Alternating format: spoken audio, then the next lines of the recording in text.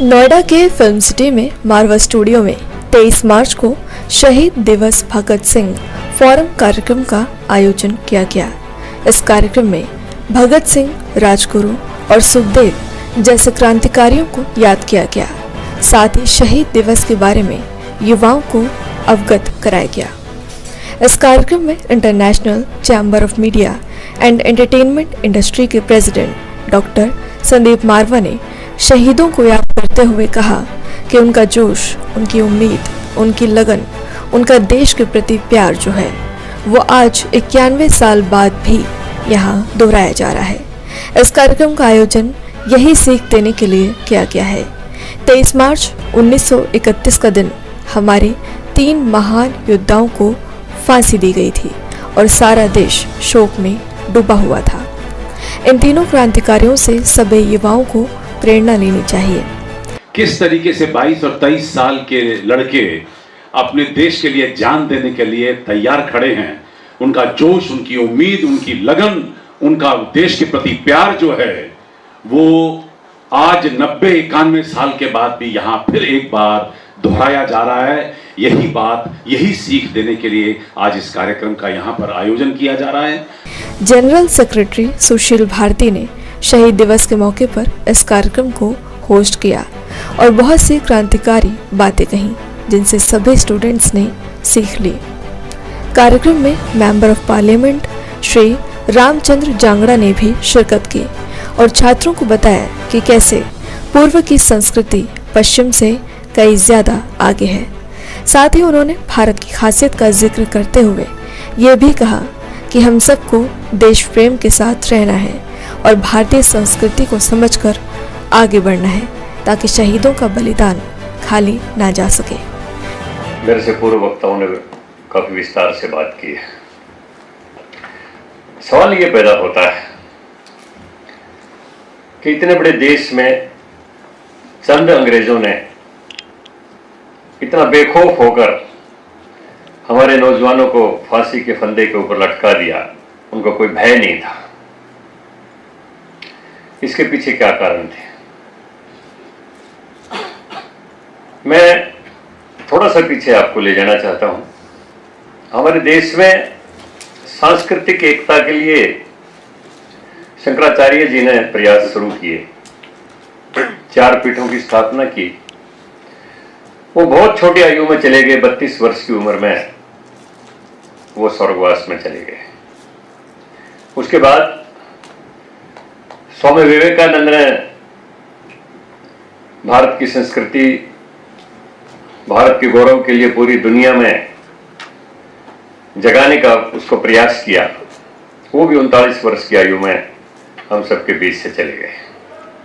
बता दें कि इस कार्यक्रम में सीनियर जर्नलिस्ट रवि पराशर, दिनेश गौड़, नरेश मोडगल, अभय सिन्हा और देवदत्त शर्मा भी शामिल हुए और सभी ने शहीद दिवस के अवसर पर अपने अपने विचार रखे। साथ ही क्रांतिकारियों के बारे में बातें करके स्टूडेंट के अंदर जोश और प्रेम भरा।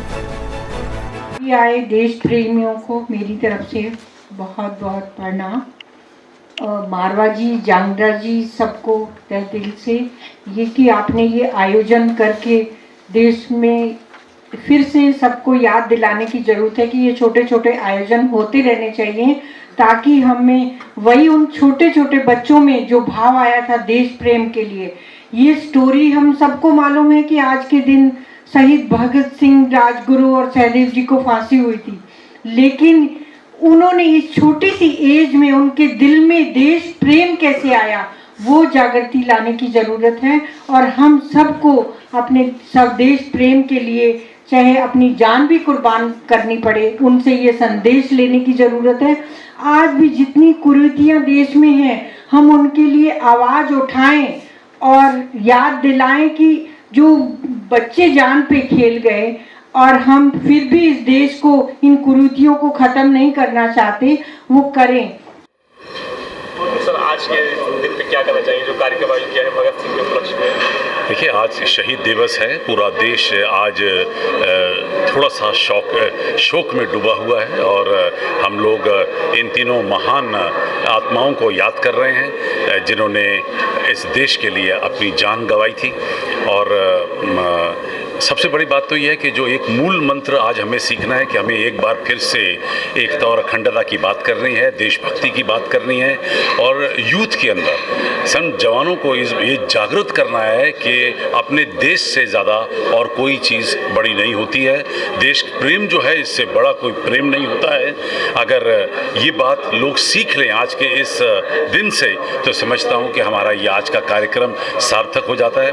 जब हम लोग यहाँ पे कार्यक्रम करते हैं तो तकरीबन 20,000 से भी ज़्यादा फिल्म, टेलीविज़न और मीडिया के जो स्टूडेंट हैं, जो 145 मुल्कों में इस वक्त फैले हुए हैं, वहाँ तक हमारी आवाज़ जाती है। और हम चाहते हैं कि ऐसे ही अच्छे कार्यक्रम करके लोगों की अच्छी सोच बनाने में हम कुछ मदद कर सकें। देखिए, अगर देश के प्रति प्यार होगा तो आप में जागृति होगी, आप देश के प्रति ईमानदारी से काम करेंगे, आपकी सोच अच्छी हो जाएगी, आपकी कार्य नीति में फ़र्क आ जाएगा, आपके बोलने, चलने, उठने, बैठने के तौर और तरीक़ों में फ़र्क आ जाएगा। और यही चाहिए आज, यही चाहिए आज हमें जान देकर देश उजागर नहीं करना है, जान बचाकर देश उजागर करना है। सर, मारवा स्टूडियोज में आज जो प्रोग्राम हुआ उसके बारे में क्या कहना चाहिए?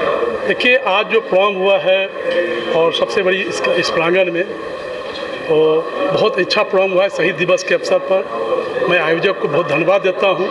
इस तरह के कार्यक्रम जो शहीद दिवस के अवसर किया गया, भगत सिंह, राजगुरु सुखदेव का जो देश के प्रति रहा है, त्याग रहा है, कुर्बानी रही, उस कुर्बानी को याद करने में जो इस संस्था ने जो कार्यक्रम किया, इसका मैं बधाई और शुभकामना देता हूँ श्री संदीप मारवा जी को। क्योंकि मैं ऐसा मानता हूँ कि देश की आज़ादी में जब 1942 का अगस्त क्रांति, उसके पहले भगत सिंह, चंद्रशेखर आज़ाद जो आए इस देश में, दो तरह के उस समय के समय थे, नरम दल, गरम दल। ये लोग गरम दल का प्रतिनिधित्व करते थे और तिलक, महात्मा गांधी, ये लोग नरम दल के प्रतिनिधित्व करते थे। आज दोनों जो क्रांति हुई है, शांति और क्रांति की जो क्रांति हुई है, उसमें मुझे ऐसा लगता है कि बहुत सार्थक कार्यक्रम हुआ है। इस कार्यक्रम के माध्यम से युवाओं को एक संदेश दिया देश में, क्योंकि देश की जो आज परिस्थिति है, मुझे ऐसा आभास होता है आज देश को, युवाओं को आगे आना चाहिए। आज शहीद दिवस के अवसर पर मारवा स्टूडियो में एक बहुत भव्य कार्यक्रम का आयोजन हुआ, जिसमें जितने श्रोता और जितने वक्ता थे, उनके द्वारा देशभक्ति और देश प्रेम के ऊपर एक जन जागृति लाए जाने की आवश्यकता के ऊपर बहुत जोर दिया गया। आज शहीदी दिवस, जो हम शहीद हमारे जो जिनको कि आज के दिन फांसी की सज़ा लाहौर में हुई थी, उनको हम याद करते हैं।